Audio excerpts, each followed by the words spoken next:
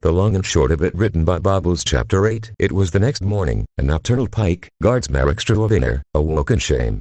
Finding herself as the little spoon would have been embarrassing enough, but as the memories of the previous night came trickling back, something far more disgraceful held her attention. As Anonymous continued to sleep, Pike extricated herself from his forelegs and made her way to the shower, wrestling with the maelstrom of emotions inside her. It took the shock of the ice-cold water running through her coat to let her start putting her thoughts in order. The thing that seized her focus was one simple fact that, as much as she would have liked to, she simply couldn't deny. Last night had been the best sex she'd ever had. It wasn't because of his size, she would never doubt that old saying about stallions and big hoods again, but what he'd done with it. Things had started off normally enough. She'd marked him with her scent, beat him in a tongue battle during a passionate kiss, and then led him into bed to perform a signature move. Ah, if only I'd had a camera to take his picture. The blissed out look on his face when she'd taken that monster to the hilt in one move was a sight to behold. She honestly thought he would bust then and there. But, in a surprising show of stallion endurance, he held on, even as she rode him in earnest. She could almost feel the ghost of the confidence she'd felt at bringing her gentle giant to the edge so quickly. But then, something changed. Before she knew it, he'd flipped her over and pinned her to the bed, keeping her there with his sheer size and positioning. And then, he'd taken her. There was no other way to describe it. For all the stallions she'd been with, not a single one had ever been so aggressive. All she'd been able to do was squirm and moan as he pounded her into the mattress without remorse.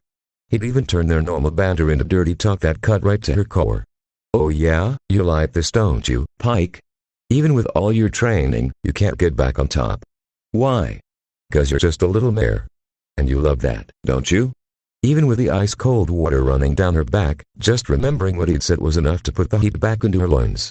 And as she shuddered with barely contained arousal, she remembered the ultimate, sinful shame of her climax.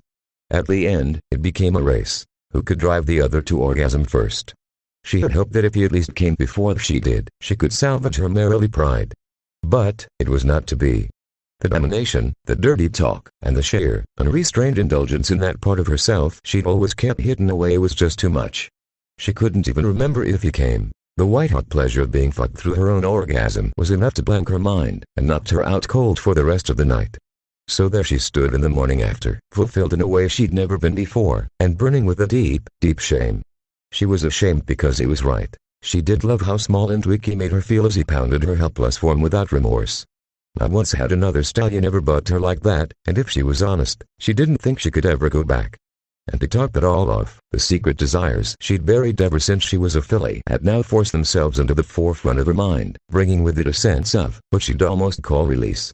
But also, a deep and pervasive feeling of shame. Pike could practically hear the voices of her family in her squatments in her ear. "What in Tartarus is wrong with you, filly? Letting a colt talk to you like that? Gee Pike, I thought you were a mare. Look at little Pike." I always knew she loved being a marelet. Placing her head in her hooves, she felt hot tears in her eyes. She hated how much she loved everything about last night, but it was the opposite of everything she was supposed to be. She was supposed to be big and strong, the pinnacle of femininity. Not some weak little mare. Just as the tears of shame started to fall, a single memory cut through all the voices, the shame, and self-doubt. It was about a week ago, when Pike and Anna just stumbled upon a flyer advertising a cooking class. "Ooh, we should sign up for this." To her surprise, Anna had suddenly leveled a devious glare at her. "Oh? We? If I didn't know better, I'd say you were interested in learning to cook." Pike cursing herself for letting that slip, she immediately attempted to stammer out some sort of deflection. But Anna saw right through her, and was having none of it. "I don't know, Pike.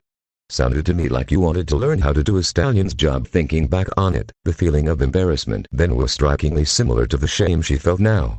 And both hurt just as much. Sullenly turning away from the flyer and lowering her head, she'd simply mumbled out a quiet forget it. Coming back to the present, she cursed her mind for bringing up such a horrible memory. The stress had her grinding her teeth as 1,000 nightmare scenarios of rejection flashed through her mind. Just as her misery reached a crescendo, she was suddenly yanked back into the memory, just as Anna had suddenly yanked her around to face him a week ago. She remembered how concerned he looked, genuinely aghast at how his words had clearly and unintentionally hurt her. "Pike, what's wrong?" "I was just kidding. I'd be happy to learn how to cook with you." She realized now how pathetic she must have looked, gazing up at him with such hurt and fear in her eyes. "Really? Even if it's so unmerely?"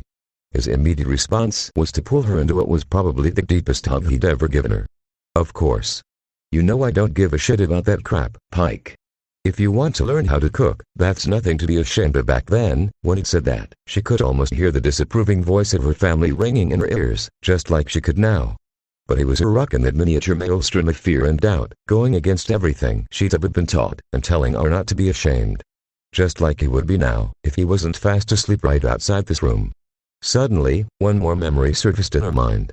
One of her and Annan sitting on the couch last night, after she'd just got done marking him with her scent. You're all mine, stud. You're going to smell like me for months. Every mare in Canterlit will know you're mine, mine, mine. Chuckling lightly, he just picked her up and squeezed her against his barrel. I love you too, Pike. Suddenly, she felt like a weight had been lifted. Standing back up and letting the water wash away the tears, Pike smiled. There was no reason to be so upset. Annan was right. So what if there was a part of her that liked being a little mare that Annan could dominate and cuddle? So what if she wanted to learn to cook and other colty things? All her life, she'd known about that part of her, the part she'd always tried to stomp down. But what if she didn't? What if she indulged it, just a little bit? Surely there'd be no harm in that. And she knew she could count on Annan being there for her when she did. So this time, when that little voice in the back of her mind spoke up and said, we should cook Annan breakfast. Ooh, there's that really good banana pancake recipe in that cookbook on our coffee table that he would love. She smiled and let it speak, because it was right. He would love that. Sometime later, the very drowsy but coming out of it Anonymous was waking up from a very restful slumber. Man, last night was wild. Who knew pony sex could be so good? Hopping out of bed, his nose was treated to the sweet smell of pancakes. Yet, those were pancakes.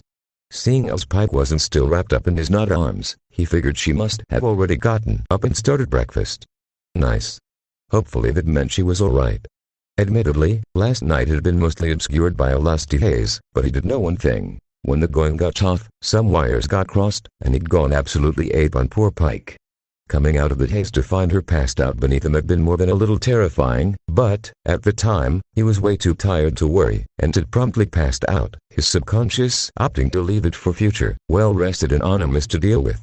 Well, now that Anonymous says so you better get out there and ask her. He decided he should give her a good morning smooch for good measure.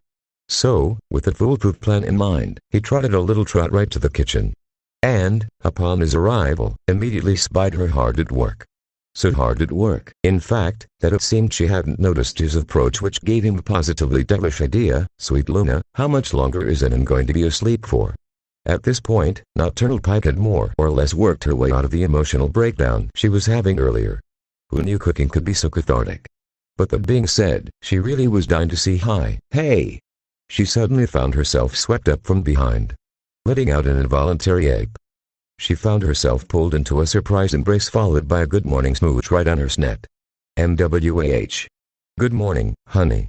The new pet name made Pike's cheeks burn a little. Oh, so we're using pet names now. Looking down at her, Annan just smiled and gave her another peck on the cheek. I figured, why not? I've always wanted to call someone honey. Hearing him call her that put a warm feeling in her chest that she couldn't help but smile at. And just like that, pressed up against him, she could feel all of her anxieties fading away. But, dude, he called. Well then, sweetie, can you do me a favor and put me down?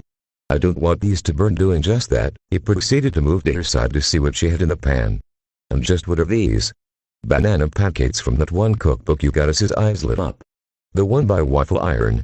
That's the one, Pike. You spoil me beyond compare with that. He left her side to set the table, putting out silverware, grabbing plates, and so forth. And as he did, she felt the need to at least say something about her earlier revelation. She wasn't going to go spilling her guts though. It wasn't like she was a stallion or something. Hey Annan. Thanks for letting me sign up for that cooking class with you. As he plopped down in a seat at the table he replied. Of course. I know you're a little embarrassed by it, but I'm not judging. In fact, I'm looking forward to getting into something with my Philly friend. She simply smiled back and said, I'm looking forward to it too. Pike figured that was the end of it, but she heard the telltale tapping of nervous hooves behind her. Just as she was about to ask what's up, he spoke. Oh, and up, Pike. About last night, turning to actually look at Annan, she saw he was indeed shifting uncomfortably. What is it? I wasn't too rough, was I? I mean, I don't know what came over me. And after you passed out I just got kinda terrified, and yeah, it looks so cute like that. All nervous like a virgin to think last night it was ravaging all like a beast. Anonymous. I loved every second of it. I really enjoyed myself. You don't need to worry about me. His relief at her answer was practically palpable. Really? Oh, thank God. Yeah. I was admittedly more than a little worried about it. Pulling the now done pancakes off the stove and putting them on plates, she moved to join them at the table. Placing a stat before him, she returned his peck on the cheek. Well, don't. With an earnest smile, he began cutting into his grub. Phew, that's a load off my shoulders. I tell you what, it'd be terrible if my first time ended up being shitty for my Philly friend. I don't think I'd ever live it down. It was a damn good thing she'd already put down her pancakes, otherwise she would have certainly dropped them in shock. You know what? I hope you all enjoy